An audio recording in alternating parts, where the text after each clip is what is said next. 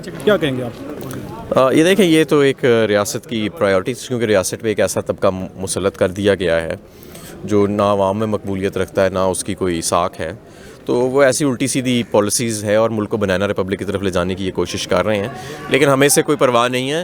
ہمارے لیے سب سے ضروری عوام کی مقبولیت اور ان کی حمایت ہے، اور وہ الحمدللہ ہماری پہلے سے زیادہ ہے۔ میں مقبول قیادت آئے گی نا، تو مقبول قیادت لوگوں میں گھومتے پھرتے پھر گھبراتی نہیں ہے، ہاں، لیکن اس ملک میں ایسی قیادت بھی چاہیے جو دوسری قیادت کو مارنا نہ چاہے۔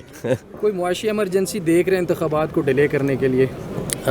دیکھیں، معاشی ایمرجنسی میرا نہیں خیال کہ معاشی ایمرجنسی اس ملک میں معیشت خراب ہی سیاسی عدم استحکام کی وجہ سے ہوئی ہے، تو معاشی ایمرجنسی لگا کے تو مزید سیاسی عدم استحکام آئے گا، اس سے معیشت بہتر کیسے ہوگی؟ یہ امریت کے دور میں بھی ایسا نہیں ہوا۔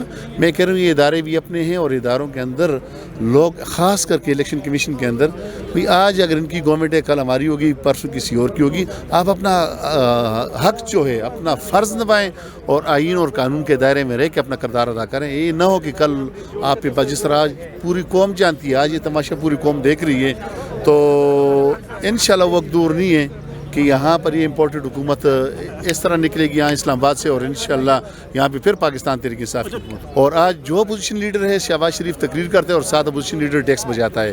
ہم کہتے ہیں کہ اپوزیشن لیڈر اپوزیشن کا کردار ادا کریں، اور اصل میں ہم تو کوشش کر رہے ہیں، لیکن یہ ان کا یہ چہرہ بھی عوام کے سامنے آ رہا ہے۔ آج میڈیا کا دور ہے، آج بچہ سمجھتا ہے، جس کے پاس ایک موبائل ہے اس تک یہ بات پہنچتی ہے۔ کم از کم اگر یہ آئین اور قانون کے تحت نہیں چلیں گے تو لوگوں کے سامنے، 22 کروڑ عوام کے سامنے تو ان کا چہرہ نظر آ جائے گا۔